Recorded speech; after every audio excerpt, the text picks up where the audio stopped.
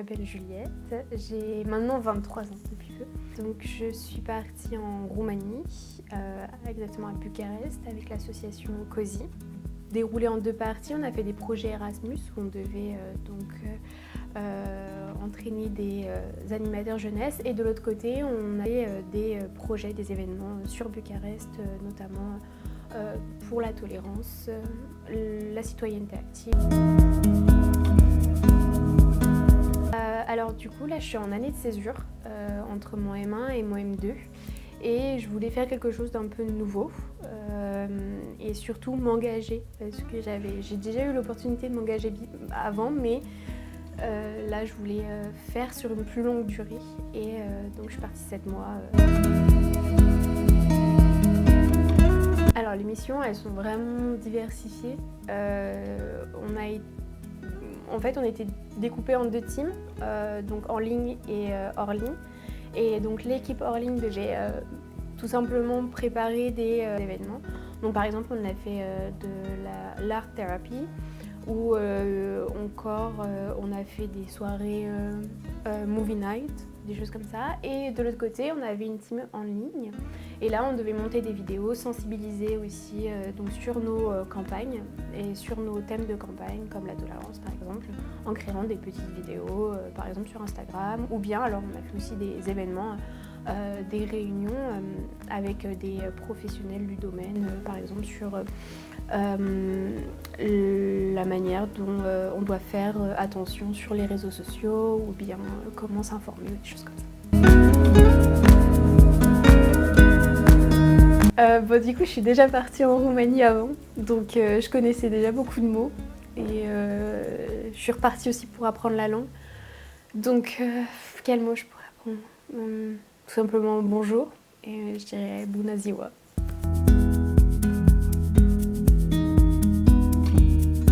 Déjà, je me sens un peu plus confiante en anglais. Ça, c'est quelque chose pour lequel j'étais partie et vraiment là, je me sens plus confiante. Et le fait de vouloir toujours m'engager après. Et là, maintenant, je me suis aussi engagée, mais pas sur un temps complet, mais sur un temps partiel, dans une autre association. N'hésite pas.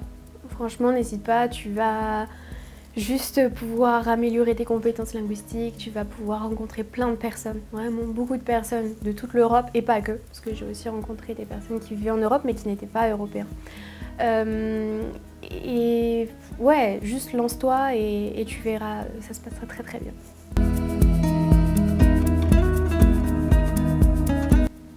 Je pense que oui, un peu d'appréhension sur tout simplement si ça allait le faire avec les autres volontaires ou bien est-ce que les missions allaient me plaire. Mais en tout cas, tout s'est très bien passé et les missions m'ont plu aussi, donc pas de soucis.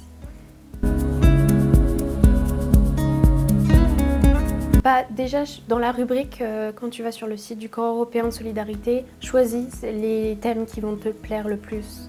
Parce que c'est sûr, faut pas que tu te retrouves dans une mission avec des thèmes qui ne te plaisent pas. Aussi, ne te mets pas trop de pression sur le pays, juste pars découvrir vraiment n'importe quel pays européen. Des fois, tu peux avoir de très belles surprises.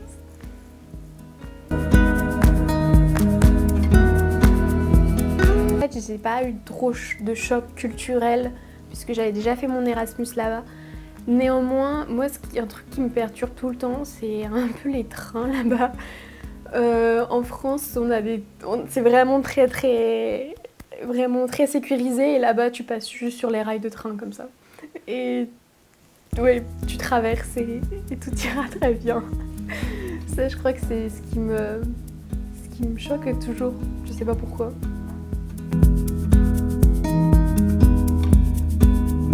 Ouais, juste, je conseille à tout le monde de faire un volontariat avec le Corps européen de solidarité.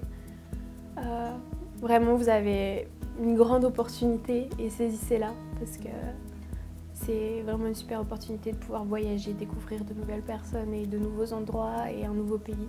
Et même des fois d'autres pays parce qu'on a aussi le temps un peu de voyager. Donc vraiment, je le conseille à tout le monde. Voilà.